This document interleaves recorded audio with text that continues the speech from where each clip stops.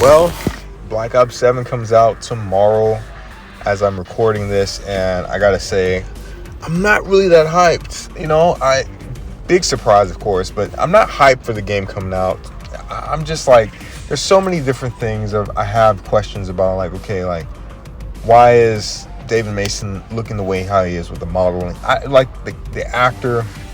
It looks nothing like Mason. I'm so used to how Mason looked like in Black Ops 2, the 360 era. It's just a complete different overall of the character. And then why is Menendez back? Why is it more of this futuristic, like Twilight looking weird mindset?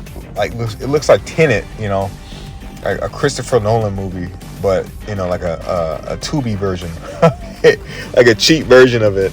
And it's just the multiplayer looks okay. And I'm not really a big fan of what's it gonna be. I'm not trying to hate on it, but damn, I ain't like, damn, bro, the game coming out, I can't wait for this. Nothing so far. And I've talked about this on the channel. I'm hyped for GTA 6, of course, and Halo coming out on PlayStation, which is freaking crazy. Even though Microsoft lost the damn gaming wars and stuff like that, but I'm hyped for that game coming out, which is going to be next year, like around Christmas time. So yeah, something to look forward to. But right now, Black Ops 7 is here, and as we're recording this, like I said, just I'm not really hyped for it. It's crazy. But my biggest thing is it going to live up to Black Ops 2? Like, that's one of the main games I grew up playing on the 360. And is it really going to like outdo it with the nostalgia, the multiplayer and the campaign and the zombies too? Because it is trying to bait us super hard with nostalgia bait. And it's like, you don't understand, like Black Ops 2 was that game. It was that game back in the day. Like when I was playing that shit blew my mind away. The multiplayer, everything about that game was great. The campaign, the characters, the story, the music everything was so memorable. And it's just like, can you really live up to that hype, especially now? And even though this game, Black Ops 7, is set in the future, I'm looking at it like, okay, it looks too much like Advanced Warfare mixed with Black Ops 6 and a little bit of Call of Mobile at the same time. Like, it's all those things combined into one. And it's like, okay, where's Black Ops 2 at? Like, I miss if it stuck to like a simple formulaic gameplay where it just kind of like dumbed down on the movement and trying to take off the futuristic nonsense out there and try to make it more of a tactical shooter like how Call of Duty was, and perform back. Better yet, make it like 2019 where everything was more boots on the ground. It was more grittier, but set in the future. That could still work, and I do believe that can really elevate the game or what it's trying to do. But my main thing is just like, the bouncing mechanics and just how the presentation of the game looks. It looks super cheap, like COD Mobile. And I'm like, why does it look like this? Everything just looks plastically and, stuff. I played a little bit of the beta. I mean, when I say a little bit, I mean a little bit. And I wasn't really like on it for hours and stuff like that. I played more Battlefield 6, of course. But it's just those things are crazy. And seeing those comparisons of both those games, like Battlefield 6 looks like a movie and this one looks like more of a mobile game. And it's just two different things that you don't want to compare. Now, but with all this saying, I have hope.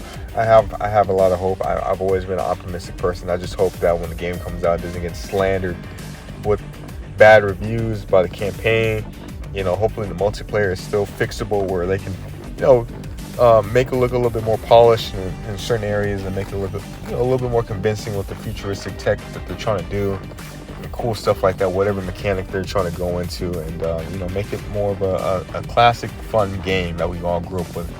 Make it if you make it like Black Ops 2, I think everybody in the fan base will agree that that will be the best decision they ever made. Treyarch will probably make a comeback, but a lot of people are saying that that they're trying to hold off for MW4 and then probably rush the hell out of that game. So we're gonna see how that development is. But I have faith in the series. I just want us to make a comeback. Good characters, good campaign. Take its time. Let the game cook instead of kind of rushing it. within the same year, because I don't know how long they're gonna keep doing it. Because I'm a big Call of Duty fan, you know. There's a lot of passion behind the game. There's a lot of passion, man. Like, I just want this shit to succeed. Fuck, like, man, I just want this game because it's Black. Think about it, y'all. It's Black Ops 2. It's a sequel off of Black Ops 2.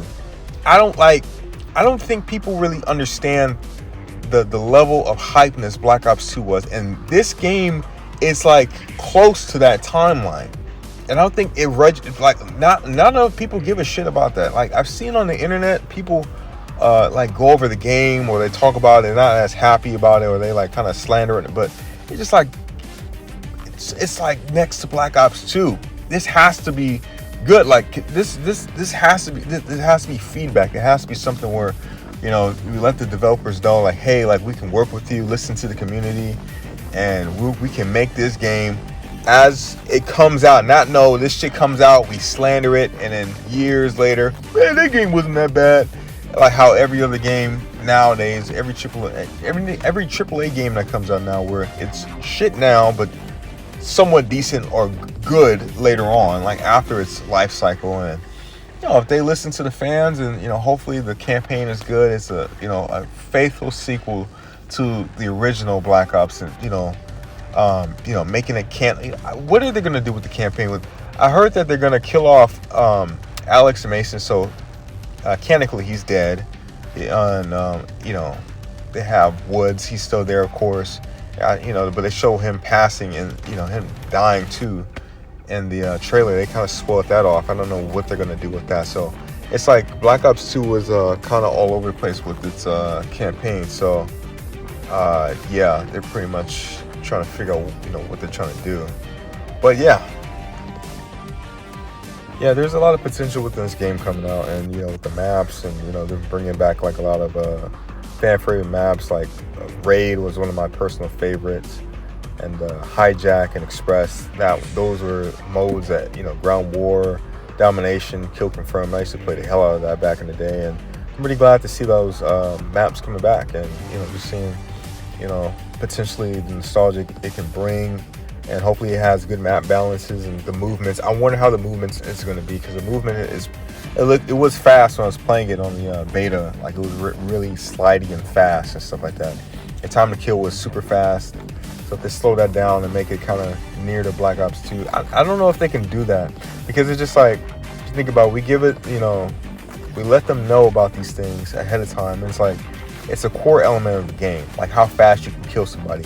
Can they go back and go change that, and then have a new game come out where it's a completely different experience? Is that something that's tangible? Because if you think about it, it's like the same pattern every single year, where like, oh, the time to kill is super fast, and like it stays like that throughout the whole game. Like, there's nothing that can change about that, because you got to think about the animation, the map layout, the character movements. Like, what is it that can they reduce? Now, it'll take a lot of time and money to change basically the maps and basically everything, but how much time do they have to do all that, to make it possible, to make it tangible? So they can go back and figure out the player feedback and make those changes to make it more of a balanced, fun game, so players can stay and it's not as frustrating, where it's like this twitch kill reflex, where you play these games, or especially off the older maps that you all grew up with, like Hijack, and it's just everyone's doing like fucking 360 no scopes with jet boots on their fucking heels, and it's like twitch fast reflexes, because I'm like, I don't feel like putting up with that. There's something about playing against players that have like those twitch fast reflexes, where you're shooting and then like you shoot them first, but somehow they fucking get a headshot off of you the moments afterwards, and it's like,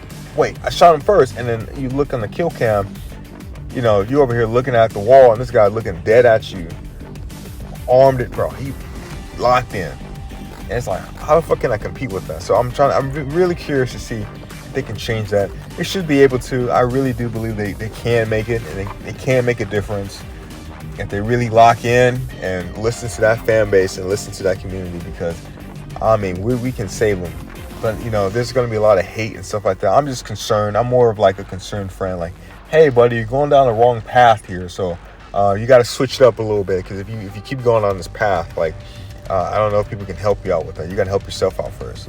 But I have faith in this game that it can succeed and pretty much do good. You know, the campaign's good. Zombies good.